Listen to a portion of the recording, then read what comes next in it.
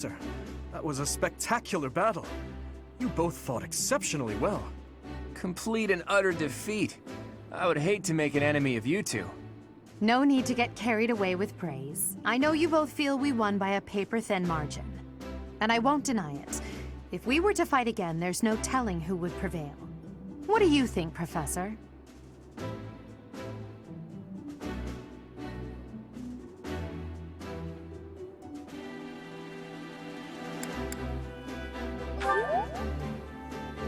Professor, well, I suppose it's okay to let victory go to your head just this once.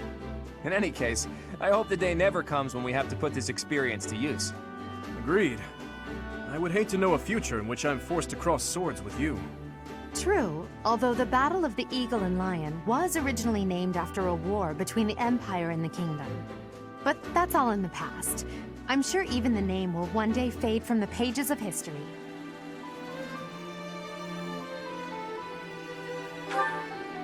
How admirable, Teach. On that note, I have a proposition. When we get back to Garrigmach, let's have a grand feast to break down the walls between our respective houses. And by a grand feast, I mean a fairly regular feast in the dining hall. It would be a fine opportunity to get to know each other better. Count me in. So be it. Let's plan to meet up on the night we return. Is that okay with you, Professor? Seeing such a big smile on your face is a rare gift. It makes me feel like I can maybe relax a little too.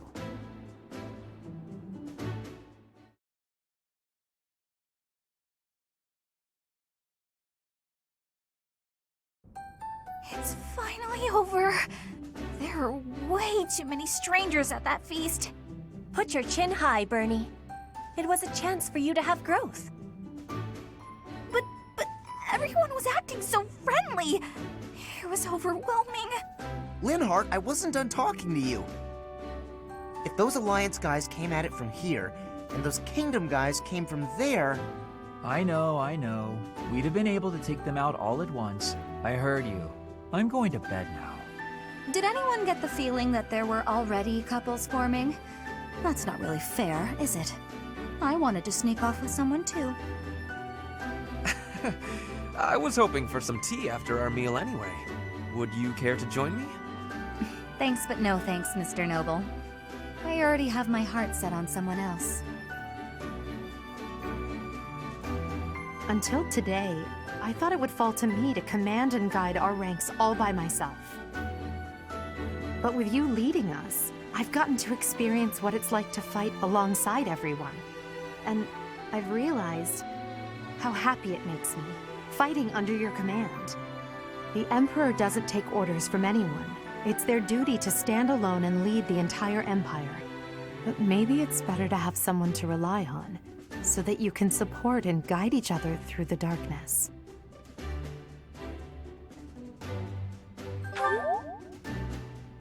I may be heir to the Imperial throne, but first and foremost, I'm your grateful student. That will never change, even when I fulfill my destiny and become the Emperor. I told you long ago that I wish to enlist you in the service of the Empire. Well, I take it back. Now I wish only for your continued guidance during my eventual reign. Don't just hide away in the corner, Professor. You're the reason we're celebrating. It's because of you that I've had the courage to leave my room for a bit each day. I'm so grateful, Professor! We were all just discussing how well you led us. Remarkable! Your guidance is without parallel, Professor. I have had practicing of that phrase. Your training's been top-notch, really. Whatever would we do without you? I have had the opportunity to experience much. Please allow me to offer you my gratitude once more, Professor.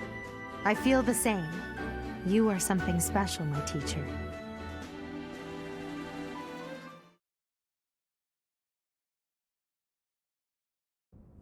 I can only call your deeds during the Battle of the Eagle and Lion quite versatile.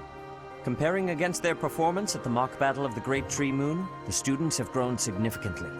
It is clear that this is a result of your guidance. In appreciation of your efforts and to show our high hopes for the future of your students, I award you with this. Please continue to instruct your students as a model teacher. So, you've made good use of all my power after all. I would have been upset if you had failed at such an easy task. It pains me to assign such a disturbing mission to you during such a blessed moment in time. However, next month your assignment will be to journey to Remire Village to investigate an abnormal occurrence there. Remire Village. If I recall, you've been there with your father many times.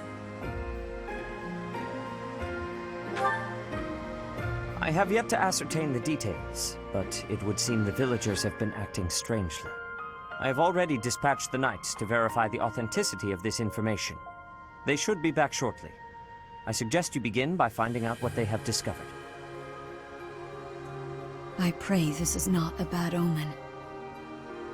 May the goddess protect you all.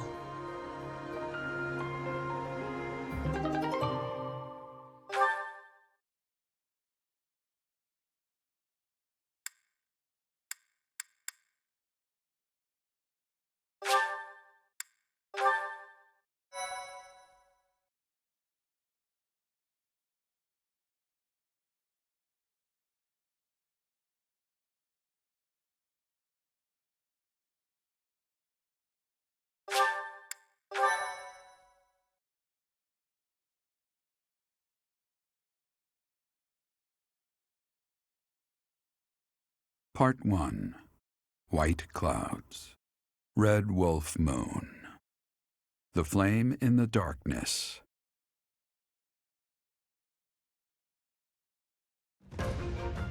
Hoarfrost now graces treetops and open fields alike, and an icy chill blown in from the north of Fargus blankets the land. All of Fodlan's creatures begin to settle in for a long winter. The setting sun bathes the full winter coat of every wolf in a foreboding scarlet glow. Hunters can now spread the word that the red wolves are back on the prowl.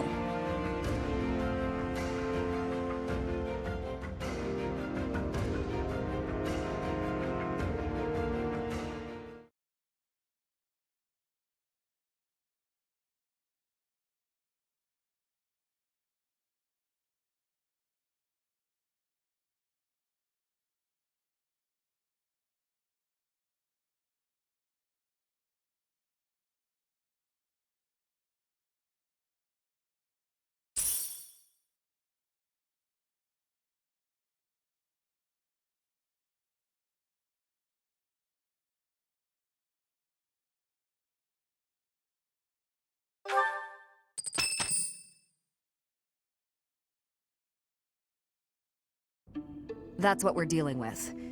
Is there no chance it's an infectious disease? There are no absolutes in medicine, but the chances are extremely slim. Restless movements, fits of violence, becoming bedridden, or even impossible to wake. With symptoms that varied, there are only a few possibilities. It's either a mixture of poisons or magic, and dark magic at that. You're talking about Remire Village, aren't you, Manuela? Oh my, if it isn't Gerald. Tell me, what was the first thing you heard? Everything, after you mentioned that it's not likely an infectious disease. My child and I owe the people of Remire Village. If something's happening there, we must help them. We scouted the area ourselves. Speak with the knights, hear what they have to say. I must go. Thank you for your help, Manuela. You know, I'm more than willing to go with you to Remire Village. After all, I owe you my life. If you'd like, I bet we could even manage the mission all by ourselves. Just the two of us.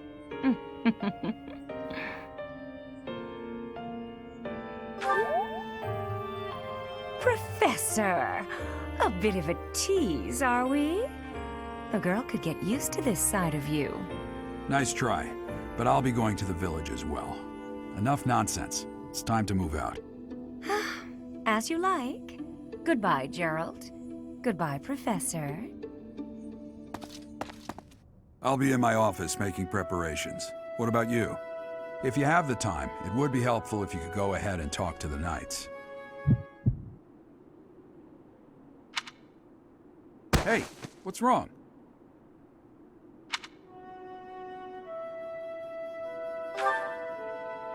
If anything feels off, return to the infirmary. No need to just grin and bear it. Got it? Ugh, what could have caused such dizziness? I felt it too. Actually, I felt that way before.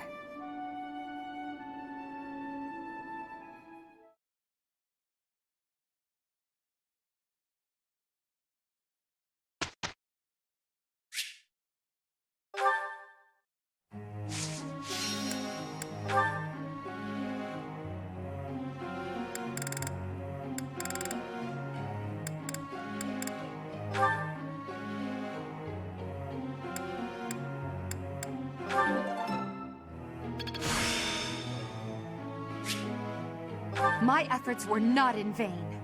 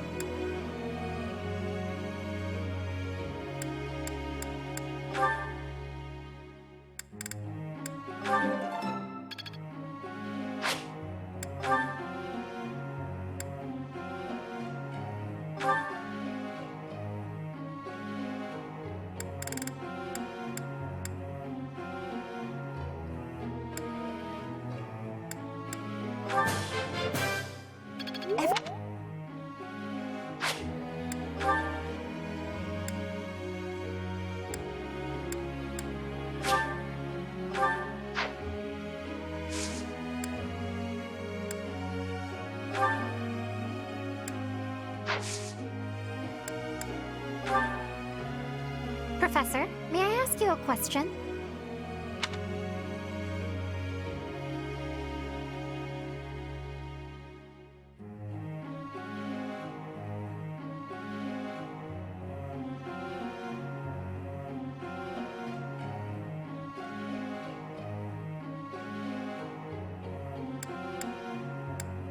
Ah, I see.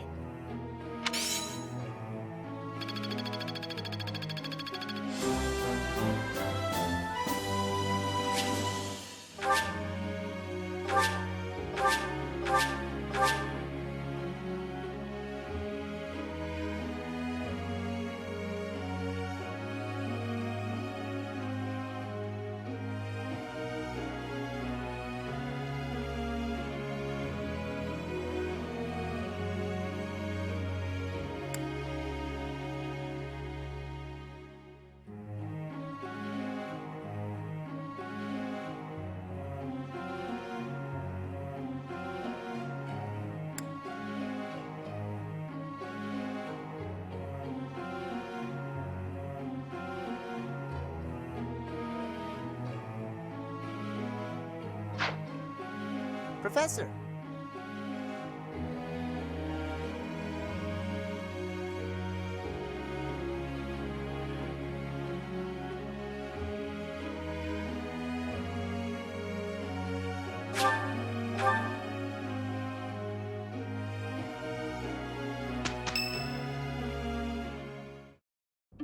You look unwell. It's because of what happened, isn't it? Don't speak of it aloud. You can't change the past. For now, all we can do is use it to our advantage. I know that. I also know that I must steel myself to ascend the Imperial throne. Those preparations are going well. Someone is coming.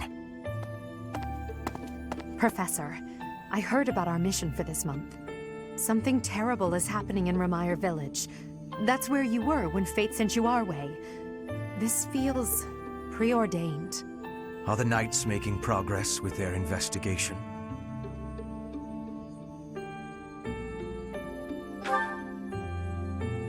If what is happening there is by design, there must be someone pulling the strings.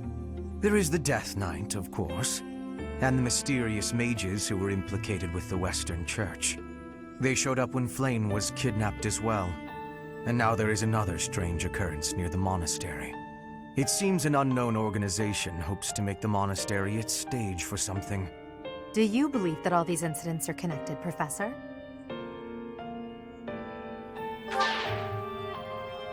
That is the logical conclusion, but I'm not so sure.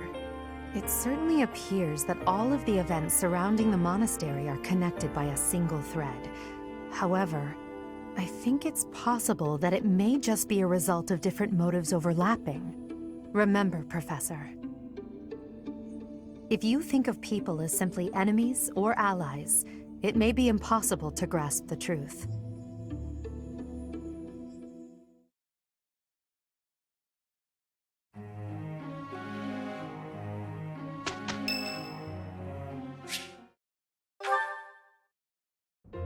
Excuse me, Professor. May I have a moment of your time? Ah, wonderful. I was hoping you might enlighten me. About yourself, that is. You see, I happen to be quite curious about you.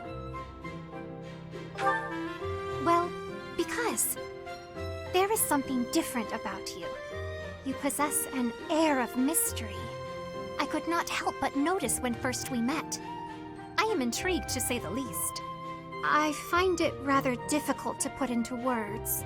Were I to wax poetic, I would say you remind me of the sea. Have you ever been, Professor? The sea is vast, boundless. On the surface, all seems still.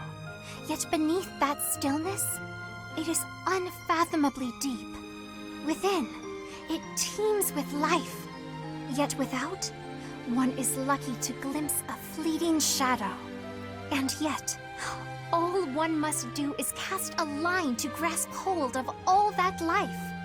You cannot see it at a glance, but it is there all the same. About fish, of course. Oh, bother. I got sidetracked, didn't I? Right. About the sea. During a storm, the once calm waters become mighty enough to overturn even the vastest ships. Not unlike you. You are calm. You carry yourself with poise. Yet you wield great power. My brother was uncertain of you at first. He once referred to you as a youth of dubious origin. Oh, but please do not think ill of him. He is incredibly dedicated to his work. So surely you understand why he would have doubts about one of whom he knows so little. Nobody even seems to know your age. Incidentally, how old are you?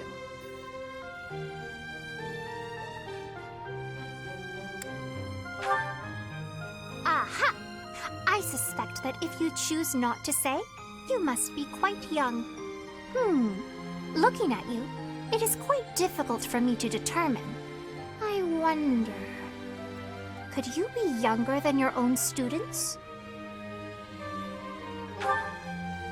Who? Me? Well, I am